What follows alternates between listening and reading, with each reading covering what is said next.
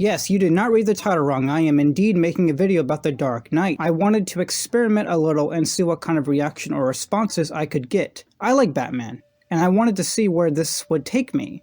That being said, let's start tonight's video. Batman is a very cool and interesting character. After the loss of losing both his father and mother, Bruce Wayne eventually grew up and decided to help prevent anyone who would go through what he went through at such a young age, or prevent anyone at any age to lose anyone important to them. The Dark Knight, played by Christian Bale, is the Batman everyone wanted to see eventually on screen. Batman kicks ass, Batman is professional, does detective work, and the very beautiful and outstanding film writing scenes by Christopher Nolan. Either if it's Batman riding his Bat bike or driving the Batmobile, the camera work and the angles of how everything looks is just a masterpiece of filmmaking and camera work. Seriously, everything is just filmed in such a satisfying and enjoyable experience way. But enough of the camera work, let's talk about Batman and Joker's relationship in this movie. There's no surprise to anyone, one of the most favorite and intense scenes in The Dark Knight is the interrogation scene or the torture scene. Joker deeply is trying to get in Batman's head, telling him,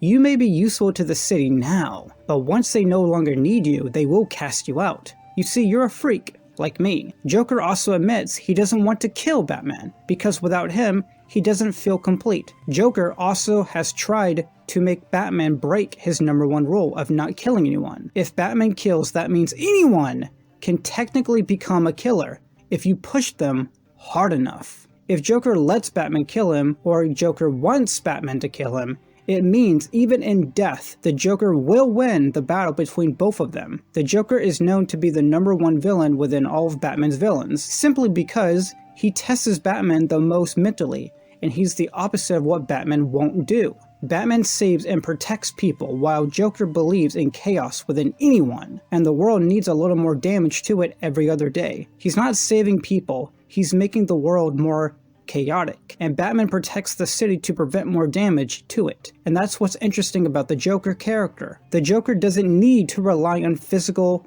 anything to make things worse. When Batman threw the Joker's head to the window and kept on repeatedly punching him in the goddamn face, Joker is doing nothing but talking. He's already doing damage to Batman's feelings with just his words alone. No weapons, no knives, just testing him on who to save first. Rachel or Harvey Dent. Speaking of Harvey Dent, the reason why Batman praises him as the hero Gotham needs, that Batman is not a public person or someone who does speeches. It's Batman's job to fight crime at night and bring the criminals to justice. But what is not Batman's job is he's not the one to keep everyone in jail or decides where they go after. That's why Batman needs to rely on Harvey Dent to be the hero in broad daylight, talking to the public, talking to the judge, making professional decisions. Batman can't do that because it's not his place to, it's Harvey's. They either work together or they make the city worse. Batman can't do everything because everything that goes on in Gotham is not his responsibility. That is why he has to rely on others as a team to make the whole city a better place. Harvey ended up living long enough to become the villain, foreshadowing at the very beginning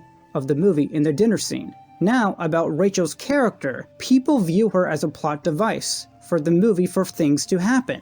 Harvey Dent wouldn't be here at the end of the movie putting a gun to Gordon's son's head if Rachel did not die. Batman tried to get through Harvey, telling him the Joker wanted to see if someone as good as you could fall.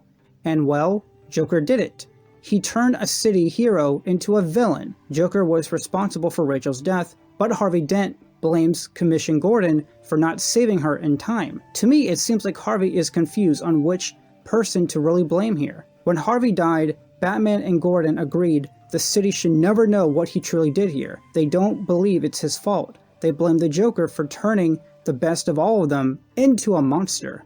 They are doing the right thing of respecting and honoring his legacy as a hero Gotham needed. Everyone's performance in The Dark Knight was amazing. The casting is perfect, some would say. It's such a shame of Heath Ledger's passing. I think we all wonder sometimes what he could bring to the table today, since superhero movies are better than they ever were. The Dark Knight is one of the best comic book movies of all time, within both storytelling and character writing. You can even argue the best comic book movie of all time, especially for Batman. Through the numbers of 8 to 10 is how high The Dark Knight is ranked for a lot of people's love for this movie. It is a well-deserved movie from Christopher Nolan. I love this movie, you love this movie. It's not overrated, it's very much deserved. I can't wait to see what the new Batman movie brings to the table this year. I am D-Lux, subscribe if you want, and let me know how you feel about The Dark Knight.